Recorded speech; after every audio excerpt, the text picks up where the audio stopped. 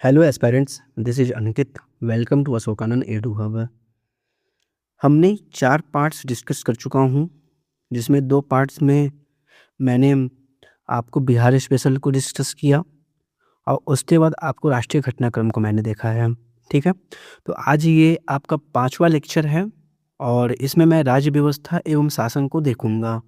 जो जनवरी माह में 2026 में जो आपकी इम्पोर्टेंस डाटा रहे हैं, उनको मैं कवर कर रहा हूँ और मेरा सोर्स है पीडब्ल्यू बिहार वाला का करंट अफेयर्स। ठीक है? आइए शुरू करते हैं बिना समय बर्बाद किए हुए। तो पहला जो टॉपिक है आपका, वह है व्यक्तित्व अधिकार, जिसे हम पर्सनैलिटी राइट्स भी कहते हैं। ठीक है? तो हाल ही में अभिनेता कमल हसन ने मद्रास उच्च न्यायालय का रुख किया है ताकि उनके नाम, छवि, अध्यक्षरों और अन्य विशेषताओं के अनधिकृत व्यावसायिक तथा एआई आधारित दुरुपयोग के विरुद्ध जान दो मुकदमे के माध्यम से उनके व्यक्तित्व अधिकारों की सुरक्षा की जा सके। तो कौन गए हैं व्यक्तित्व अधिकार के लिए? तो कमल हसन गए हैं। कहाँ गए हैं? मद्रास उच्च न्यायालय में गए हैं। और किसके लिए गए हैं? तो आप एआई आधारित जो दुरुपयोग के लिए जॉन डो मुकदमे हैं, इसके माध्यम से उन्होंने अपने व्यक्तित्व अधिकारों की सुरक्षा की बारे में गए हैं। तो जॉन डो मुकदमा क्या है, इसको आइए जानते हैं। एक कानूनी कार्रवाई है जो किसी अज्ञात या अनाम पक्ष, जिसे हम जॉन डो कहते हैं, के विरुद्ध दायर की जाती है ताकि ऑनलाइन मानहानि अथवा बौद्धिक संपदा की चोरी जैसी हानिकारक गतिविधियों को रोका जा सके और न्यायालय द्वारा इंटरनेट सेवा प्रदाताओं या प्लेटफॉर्म को जारी समन के माध्यम से अपराधी की वास्तविक पहचान का पता लगाया जा सके। दूसरा न्यूज़ है हमारे पास भाषिणी समुदाय। आइए देखते हैं। हाल ही में केंद्रीय इलेक्ट्रॉनिक्स और सूचना प्रौद्योगिकी मंत्रालय, जिसे हम मेटी कहते हैं शॉर्ट फॉर्म में, ने नई दिल्ली स्थित डॉक्टर अंबेडकर अंतर्राष्ट्रीय केंद्र में भाषिणी समुदाय का आयोजन किया। भाषणी समुदाय के बारे में यह एक सहयोगात्मक पहल है जिसका उद्देश्य राष्ट्रीय भाषा अनुवाद मिशन के तहत साझा स्वामित्व, नैतिक डेटा प्रथाओं और व्यापक भागीदारी को बढ़ावा देकर भारत के भाषा एआई पारिस्थितिकी तंत्र को सुदृढ़ करना है। राष्ट्रीय भाषा अनुवाद मिशन एनटीएलएम, जिसे अब भाषिनी के नाम से जाना जाता है, प्रौद्योगिकी का उपयोग करके भाषा की बाधाओं को दूर करने की भारतीय सरकार की एक परिवर्तनकारी पहल है। इसके आयोजक हैं आपको डिजिटल इंडिया भाषिनी डिवीजन, केंद्रीय इलेक्ट्रॉनिक्स और सूचना प्रौद्योगिकी मंत्रालय, मेटी। से ध्यान दीजिएगा, मंत्रालय जरूर पूछता है एग्जाम में। भाषिनी के बारे में, भाषिनी भाषा भारतीय भाषा इंटरफेस डिजिटल इंडिया पहल के अंतर्गत भारत का कृत्रिम बुद्धिमत्ता पर आधारित राष्ट्रीय भाषा प्रौद्योगिकी मिशन है। कब लॉन्च हुआ? तो भाषिनी लॉन्च हुआ है आपका जुलाई 2022 में। मंत्रालय के मंत्रालय के अधीन में, तो ध्यान दीजिए इलेक्ट्रॉनिक और सूचना प्रौद्योगिकी मंत्रालय के अंतर्गत है। अगला न्यूज है आपका न्यायाधीश गीता मित्तल समिति, जस्टिस गीता मित्तल कमेटी। सर्वोच्च न्यायालय ने मणिपुर में पीड़ित सहायता में निरंतरता सुनिश्चित करने तथा इसके नियमितीकरण के लिए न्यायाधीश गीता मित्तल समिति के कार्यकाल को 31 जुलाई 2026 को बढ़ा दिया है। 31 जुलाई 2026 तक ये जो कार्यालय है, समिति है, ये आपको बढ़ा दी गई है।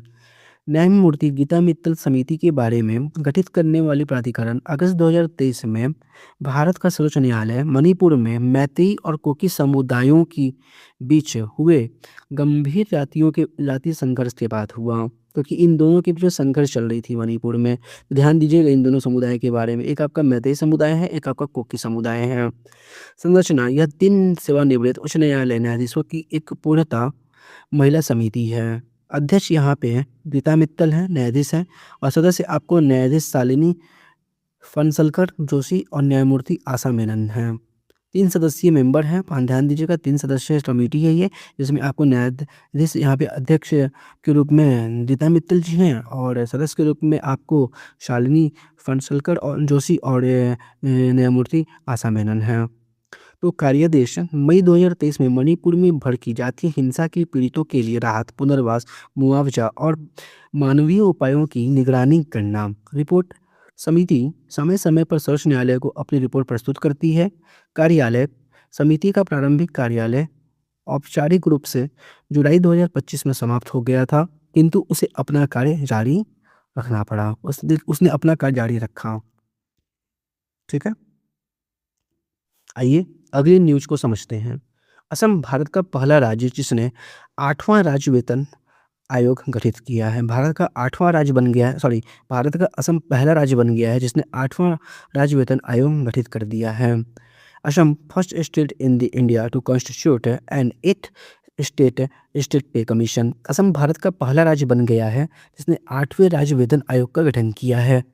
इस आयोग की अध्यक्षता पूर्व मुख्य सचिव सुभाष दास करेंगे। मतलब 8वां स्टेट पे कमीशन का जो अध्यक्षता जो करेंगे वो आपको करेंगे मुख्य सचिव सुभाष दास करेंगे, जो राज्य स्तर पर इस तरह की पहल है।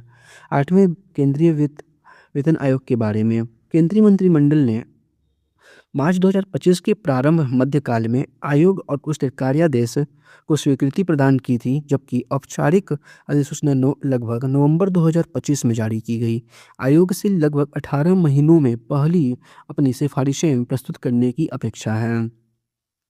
इसमें कुल 3 सदस्य हैं जिनकी अध्यक्षता रंजना प्रकाश देसाई कर रही हैं। 1990 बैच के आईएएस अधिकारी पंकज जैन को सदस्य सचिव नामित किया गया है, जबकि आईएएस बेंगलुरु के प्रोफेसर पुलक घोष अंशकालिक सदस्य के रूप में शामिल हैं। 8वें वेतन आयोग के प्रावधानों को 1 जनवरी 2026 से लागू किया जाना था, किंतु संशोधित वेतन संरचना का वास्तविक कार्यान्वयन वित्त वर्ष 27-28 या वित्त वर्ष 28-29 में ही संभावना है। अगला न्यूज़ देखते हैं।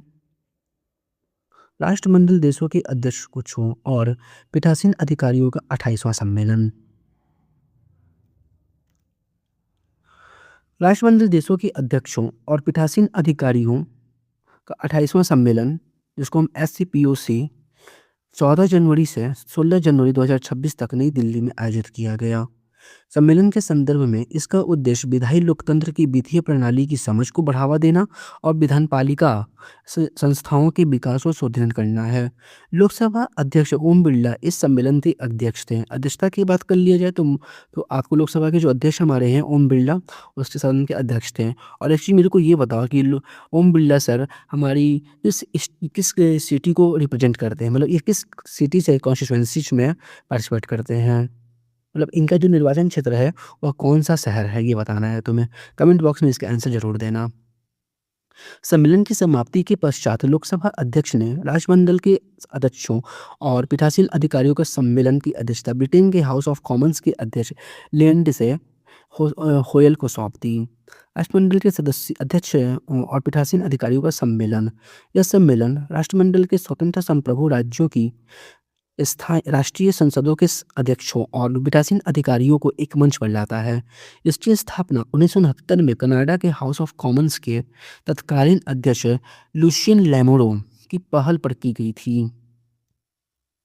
ठीक है, अपनी स्थापना के बाद से ही कनाडा इस सम्मेलन की सचिवालय सेवाएं प्रदान करता आ रहा है, जिससे इसकी गतिविधियों का संचालन सुनिश्चित होता है। अगला न्यूज है आपके पास, स्वायत्त जिला परिषदों में राज्यपाल का गठन। आइए देखते हैं क्या है जो ये चर्चा में रहा। हाल ही में मिजोरम के चकमा स्वायत्त जिला परिषद में जारी राजनीतिक अस्थिरता और प्रशासनिक चुनौतियों के कारण राज्यपाल शासन को 6 माह के लिए और बढ़ा दिया गया है। चकमा स्वायत्त जिला परिषद के बारे में संवैधानिक आधार वर्ष 1972 में भारतीय संविधान की 6ठी अनुसूची के अंतर्गत गठित है, सबको पता है। उद्देश्य मिजोरम में चकमा लोगों के राजनीतिक और सांस्कृतिक हितों की रक्षा करना।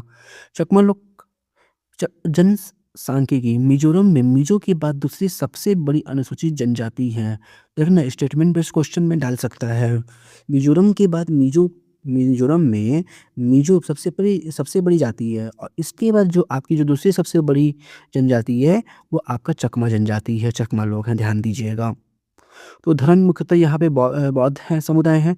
जीविका परंपरागत रूप से झूम, स्थानांतरित और कृषि पर आधारित है। आइए इसके थोड़ा सा निवास क्षेत्र को देख लेते हैं। निवास क्षेत्र इनका चट्टगांव हिल टैक्स बांग्लादेश के पास है और उत्तर पूर्वी भारत में मुख्यतः मिजोरम, त्रिपुरा और अरुणाचल प्रदेश है। राज्यपाल शासन की पृष्ठभूमि को थोड़ा सा चलते चलते समझ लेते हैं। राज्यपाल शासन का आरोपण क्षेत्र में राजनीतिक अस्थिरता के कारण 7 जुलाई 2025 को राज्यपाल में चकमा स्वायत्त जिला परिषद सीएडीसी के कार्यों और शक्तियों को प्रारंभिक 6 माह की अवधि के लिए अपने अधीन में ले लिया था। विस्तार का कारण विशेष रूप से मुख्य कार्यकारी सदस्य चीफ एग्जीक्यूटिव मेंबर्स को हटाए जाने के बाद परिषद में निरंतर राजनीतिक अनिश्चितता बन गई है।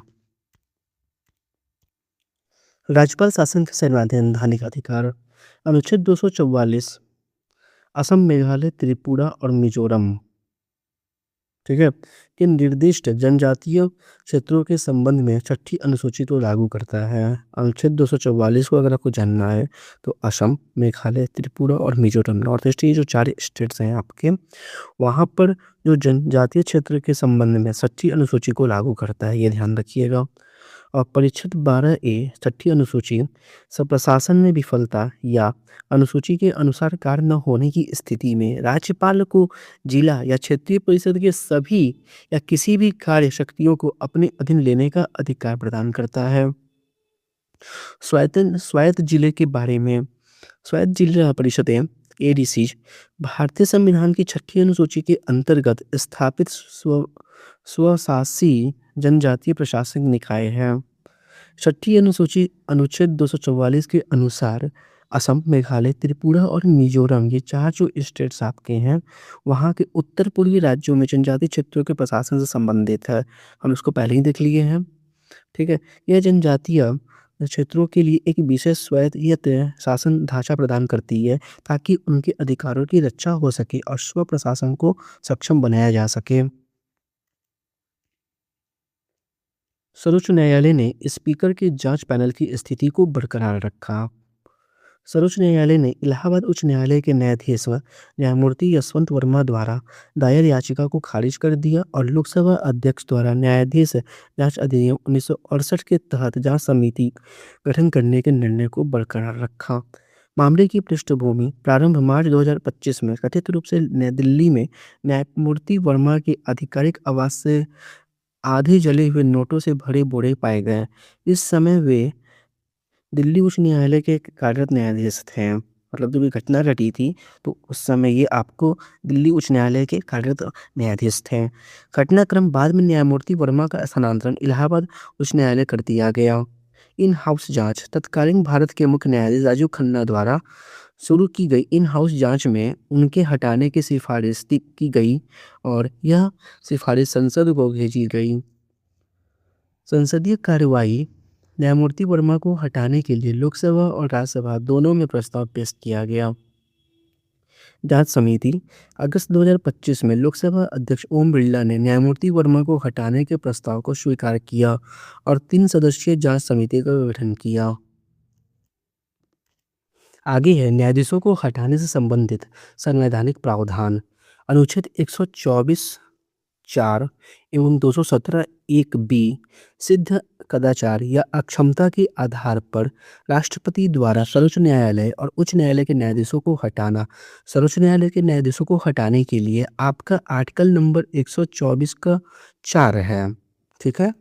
और उच्च न्यायालय के न्यायाधीशों को हटाने के लिए आर्टिकल नंबर 217 का 1 का बी है, ठीक है। संसद की भूमिका राष्ट्रपति हटाने का आदेश तभी जारी कर सकते हैं जब संसद के दोनों सदन एक ही संसदीय सत्र में हटाने की अभिभाषण पारित करना चाहिए। यह अभिभाषण विशेष बहुमत से समर्थित होना चाहिए। संसद की नियामक शक्ति अनुच्छेद 124(5) संसद को यह अधिकार देता है कि वह न्यायाधीशों के विरुद्ध हटाने का प्रस्ताव प्रस्तुत करने की प्रक्रिया तथा आरोपों, जांच तथा प्रमाण से संबंधित कानून बनाए। न्यायाधीश जांच अधिनियम 1968 के अंतर्गत प्रक्रिया हटाने का प्रस्ताव। किसी न्यायाधीश को हटाने का प्रस्ताव निम्नलिखित द्वारा हस्ताक्षरित होनी चाहिए। लोकसभा में कम से कम 100 सदस्य और राज्यसभा में कम से कम 50 सदस्य। या तो लोकसभा में आपको कम से कम 100 सदस्य हस्ताक्षर कर दिए तो न्यायाधीश हट जाएंगे, या फिर राज्यसभा की बात करें तो इसमें कम से कम 50 सदस्य, 50 सदस्य का हो गया तो यहाँ से सदस्य हट जाएंगे आपको। मतलब लोकसभा के जो न्यायाधीश है उनको हटाया जा सकता है। ठीक है।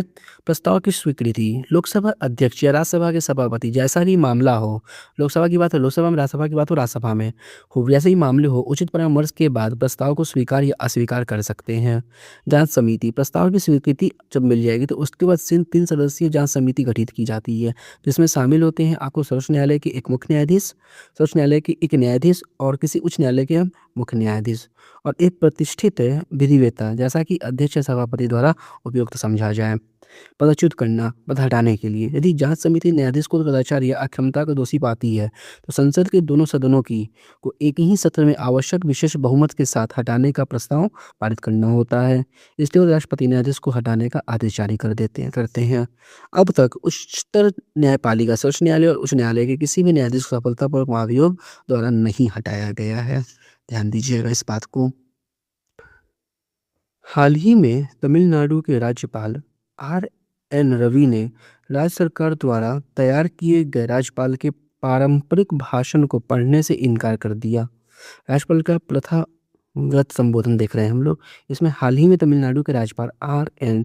रवि ने राज्य सरकार द्वारा तैयार किए गए राज्यपाल के पारंपरिक भाषण को पढ़ने से इनकार कर दिया और विधानसभा से बाहर चले गए।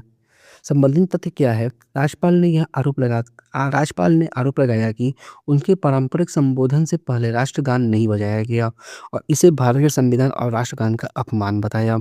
अध्यक्ष ने स्पष्ट किया कि स्थापित प्रथा के अनुसार सत्र की शुरुआत में राष्ट्रीय गान जो तमिल थाई वास्तु और सत्र के अंत में राष्ट्रगान बजाया जाता है। राज्यपाल के संबोधन के बारे में संवैधानिक प्रावधान भारत का संविधान अनुच्छेद 87 के तहत राष्ट्रपति और अनुच्छेद 176 के तहत राज्यपाल को विधानमंडल के सत्र को संबोधित करने का अधिकार प्रदान करता है। फिर से समझ लीजिए कि आर्टिकल नंबर 87 आपको राष्ट्रपति को, ठीक है, और राष्ट्रपति को जो आपका असेंबली है मतलब कि सेंटर में उसको संबोधित करने के लिए, और अनुच्छेद 176 के तहत राज्यपाल को विधानमंडल के सत्र को संबोधित करने का अधिकार प्रदान करता है। संबोधन का स्वरूप है, संबोधन एक अनिवार्य संवैधानिक रीति है, ना कि राष्ट्रपति या राज्यपाल का विवेकाधीन अधिकार है। ये विवेकाधीन अधिकार नहीं है, ये अनिवार्य संवैधानिक रीति ये होता ही होता है। राज्यपाल संवैधानिक प्रमुख के रूप में कार्य करता है और संबोधन निर्वाचित सरकार की नीतियों और प्राथमिकताओं को दर्शाता है, न कि राज्यपाल के व्यक्तिगत विचारों की। अवसर अनुच्छेद 176 प्रत्येक आम चुनाव के बाद पहले सत्र के प्रारंभ में और प्रत्येक विधायी वर्ष के जो विधायी वर्ष है उसके पहले सत्र के प्रारंभ में संबोधन देना अनिवार्य है। मतलब आम चुनाव हुआ उसका जो पहला सत्र होगा था तो वहाँ पे राष्ट्रपति आते हैं, अपना क्या बोलते हैं उसको, सत्र आयोजित करते हैं, और राज्यपाल आपको आते हैं, वो आपको असेंबली में सत्र आयोजित करते हैं। विधान परिषद वाले राज्यों में राज्यपाल दोनों सदनों को एक साथ संबोधित करते हैं। विधान परिषद वाले राज्यों में राज्यपाल दोनों सदनों को एक साथ संबोधित करते हैं। तो आप मेरे को कमेंट बॉक्स में बताओ कि अभी भारत मिनट में कितने ऐसे राज्य हैं जो जहाँ विधान परिषदें हैं, मतलब वो बाई कैमरल लेजिस्लेचर्स हैं। मीन्स डैट जहाँ पर आपका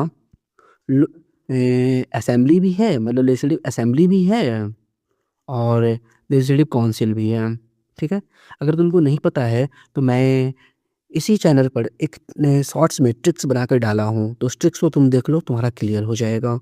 संबोधन की विषय वस्तु, इस संबोधन में आगामी सत्र में सरकार द्वारा अपनाए जाने वाले विधायी प्रस्ताव और नीतिगत पहल शामिल हैं। भाषण में पिछले वर्ष के दौरान सरकार की उपलब्धियों का विवरण भी किया गया है।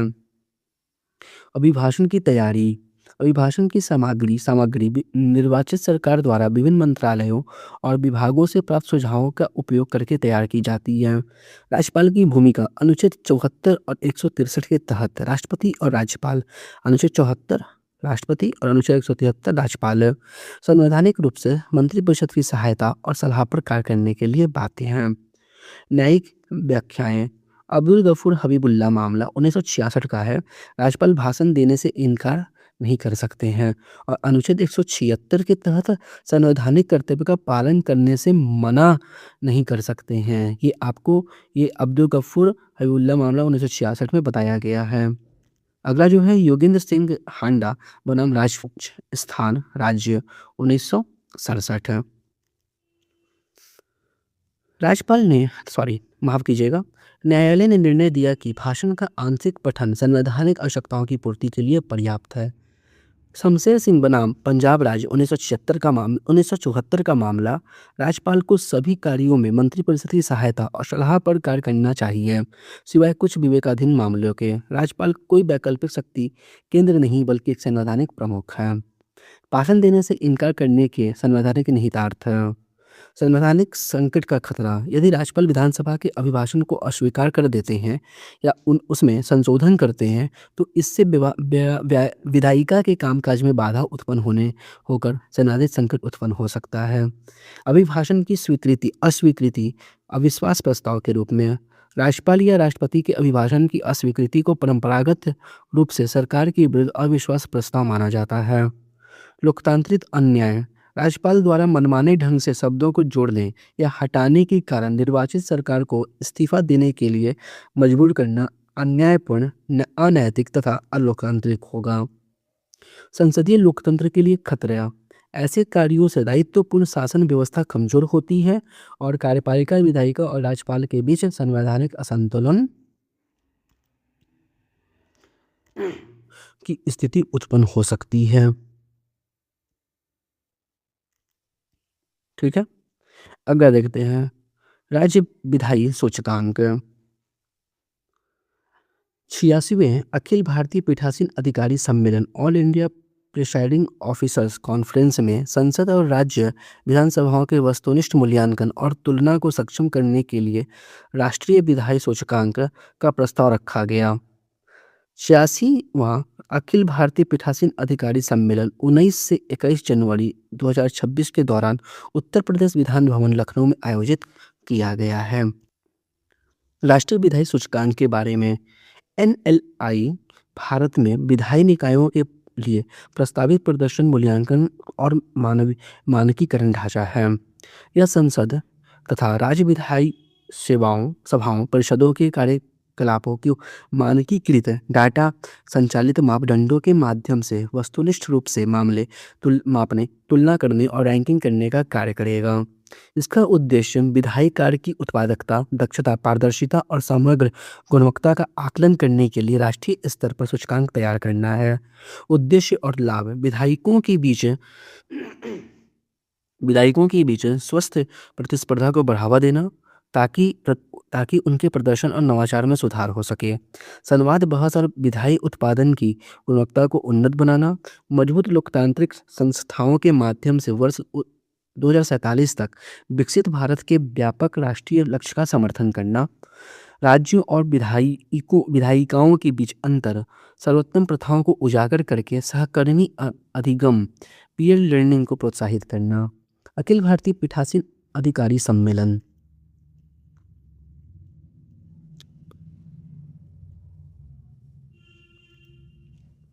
अखिल भारतीय पीठासीन अधिकारी सम्मेलन। अखिल भारतीय पीठासीन अधिकारी सम्मेलन भारत की विधायी संस्थाओं के पीठासीन अधिकारियों के लिए राष्ट्रीय मंच है। प्रतिभागी। यह सम्मेलन लोकसभा के अध्यक्ष, राज्यसभा के सभापति, उपसभापति, राज्य विधानसभाओं के अध्यक्ष और विधान परिषदों के अध्यक्षों को एक मंच प्रदान करता है। विश्वविद्यालय अनुदान आयोग, जिसे हम यूजीसी बोलते हैं, यूनिवर्सल यूनिवर्सिटी ग्रांट्स कमीशन। उच्च शिक्षा संस्थानों में समता के संवर्धन हेतु विनियम 2026, promotion of equity in higher education institutions regulations 2026। हाल ही में भारत के सर्वोच्च न्यायालय में नव अधिसूचित विश्वविद्यालय अनुदान आयोग यूजीसी उच्च शिक्षा संस्थानों में समता के संवर्धन हेतु विनियमन 2026 के विनियमन 3C की संवैधानिकता वैधता को चुनौती देते हुए एक याचिका दायर की गई थी। संविधित तथ्य। याचिकाकर्ता का आरोप था कि यह नियम भेदभावपूर्ण है क्योंकि यह सामान्य श्रेणी के छात्रों को जाति आधारित भेदभाव के सुरक्षात्मक दायरे से बाहर रखता है, जिसे अनुच्छेद 14 विधि के समक्ष समानता का संभावित उल्लंघन होता है। ये कहना था। विश्वविद्यालय अनुदान आयोग उच्च शिक्षा संस्थानों में समता के संवर्धन हेतु विनियमन 2026 जो 13 जनवरी 2026 को अधिसूचित किए गए ने वर्ष 2012 के मुख्यतः सलाहकारी ढांचे को एक अधिक परिवर्तनीय व्यवस्था से प्रतिस्थापित कर दिया है। पहली बार अन्य पिछड़ा वर्ग जिसे हम ओबीसी बोलते हैं को जाति आधारित भेदभाव के तहत संरक्षित समूहों की परिभाषा में स्पष्ट रूप से शामिल किया गया है। यूजीसी समता विनियमन 2026 के बारे में। पृष्ठभूमि और औचित्य। भारतीय उच्च शिक्षा में जाति आधारित भेदभाव एक गहरी जड़ें जमा चुकी समस्या बनी हुई है। रोहित वेमुला 2016 और डॉक्टर पायल तडवी 2019 की मृत्यु और उसके बाद सर्वोच्च न्यायालय के हस्तक्षेप में से उजागर हुए संस्थागत विफलताओं में ने सलाहकार तंत्रों की अपर्याप्तता को उजागर किया और एक मजबूत परिवर्तनीय समानता ढांचे की आवश्यकता को जन्म दिया। वर्ष 2012 के विनियमों से ढांचागत परिवर्तन। वर्ष 2026 के विनियम मुख्य रूप से वर्ष 2012 के सलाहकारी भेदभाव विरोधी ढांचे का स्थान लेते हैं, जो विवेकाधीन नैतिक मार्गदर्शन से सीधे यूजीसी अनुपालन से जुड़े बाध्यकारी नियामक दायित्वों की ओर एक संक्रमण का प्रतीक